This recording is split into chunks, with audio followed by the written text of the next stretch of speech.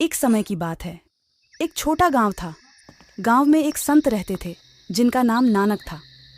नानक ऋषि गांव के लोगों के बीच बड़े ही प्रसिद्ध संत थे, क्योंकि उनके पास बहुत ही अच्छे विचार और ज्ञान था। वह हमेशा लोगों की मदद के लिए तैयार रहते थे। एक दिन एक युवक उनके पास आया और उनसे पूछा, प्रणाम नानक महाराज, मुझे ज्ञान और सत्य के बारे में बताइए। नानक महाराज ने कहा, बेटा, सत्य और ज्ञान का पथ बहुत सरल है। तुम्हें सत्य का पालन करना होगा और अपने जीवन में ज्ञान का खोज करते रहना होगा। युवक ने धन्यवाद कहकर वहां से चला गया, लेकिन उसने नानक महाराज के बयान को समझा नहीं। वह समझा कि उसे सत्य की खोज में जाना चाहिए। फिर वो अपने स्थानीय राजा के ओर जाने लगा और राजा से सत्य के बारे में पूछा। राजा ने कहा, सत्य वह है जो तुम्हें शांति और सुख देता है। युवक फिर भी समझ नहीं पाया।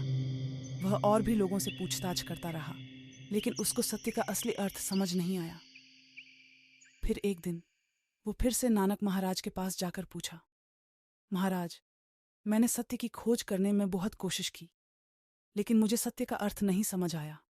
नानक महाराज ने हंसते हुए कहा, बेटा, सत्य का पालन करने का मतलब यह है कि तुम्हें हमेशा सच और ईमानदारी से रहना चाहिए। और ज्ञान का अर्थ है कि तुम्हें हमेशा नई चीजों को सीखने की चाह होनी चाहिए। यदि तुम सच्चाई के साथ जीते हो और हमेशा सीखते रहते हो, तो जीवन में सफलता और खुशियां जरूर मिलेगी। युवक समझ गया कि सत्य और ज्ञान दोनों ही उसे एक सही दिशा में ले जा सकते हैं। उसने अपने जीवन में यह अपनाया और खुशियों से भरा जीवन जीने लगा।